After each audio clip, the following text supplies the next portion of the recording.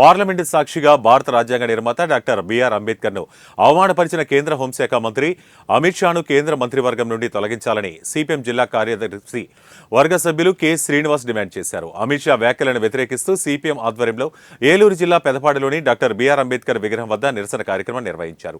భారత రాజ్యాంగాన్ని కాపాడుకుందామంటూ పెద్ద ఎత్తున నినాదాలు చేశారు. 75 ఏళ్ల భారత రాజ్యాంగంపై చర్చ జరుగుతున్న సమయంలో రాజ్యాంగ నిర్మాతను అవమానించేలా వ్యాఖ్యలు చేయడం దారుణమన్నారు. దేశ లౌకిక తత్వాన్ని, మత సామరస్యాన్ని, రాజ్యాంగ విలువలను పరిరక్షించుకునేందుకు పోరాటమే మార్గమని పిలుపునిచ్చారు. రాజ్యాంగ దినోత్సవ సందర్భంగా చర్చ సందర్భంగా కేంద్ర హోంశాఖ మంత్రి అమిత్ షా గారు డాక్టర్ బిఆర్ అంబేద్కర్ గారి మీద కొన్ని అనుచితమైన వ్యాఖ్యలు చేయడం జరిగింది. ఇవాళ దేశానికి భారత రాజ్యాంగాన్ని నిర్మాతగా ఉన్న డాక్టర్ బిఆర్ అంబేద్కర్ని అవమానించడం అంటే ఇంతకంటే దుర్మార్గం లేదని చెప్పేసి మేము భావిస్తూ ఉన్నాం.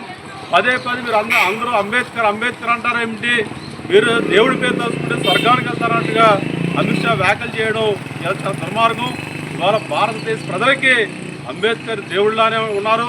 ఎందుకంటే ఆయన రాష్ట్ర రాజ్యాంగం ప్రకారమే ఇవాళ దళితులకు కానీ, మైనార్టీలకు కానీ, ఇవాళ ప్రజలందరికీ కూడా అనేక హక్కులు వచ్చినాయి, స్వేచ్ఛ స్వతంత్రాలు వచ్చినాయి. ఇవాళ ప్రజాస్వామ్యయుతంగా బతికే పరిస్థితి ఉన్నది. అట్లాంటి ఇవాళ భారత రాజ్యాంగాన్ని అవమానించే పద్ధతుల్లో, అంబేద్కర్ అవమానించే పద్ధతుల్లో అమిత్ షా వ్యాఖ్యలు చేయడం అంటే ఇంతకంటే అన్యాయం ఉందని చెప్పేసి అడుగుతా ఉన్నాం. ఇవాళ భారత రాజ్యాంగమే లేకపోతే ఇవాళ బీజేపీ వాళ్ళు, ఆర్ఎస్ఎస్ వాళ్ళు కోరుకున్న విధంగా మరువాదం అమలైతే కనుక ఇవాళ దళితులకు హక్కులు ఉండవు, మైనార్టీలకు హక్కులు ఉండవు, మహిళలకు హక్కులు ఉండవు, ఈ దేశ ప్రజలకు కూడా హక్కు ఉండే పరిస్థితి లేదు. కాబట్టి ఇవాళ రాజ్యాంగాన్ని అంగీకరించలేని, ఆమోదించలేని ఇవాళ బీజేపీ, ఆర్ఎస్ఎస్ వాళ్ళ దేశాన్ని పరిపాలిస్తూ ఉంది. అందుకే ఈ దేశానికి దుస్థితి పట్టింది. అందుకోసం ఈరోజు భారత రాజ్యాంగాన్ని కాపాడుకోవాల్సిన అవసరం ఉంది.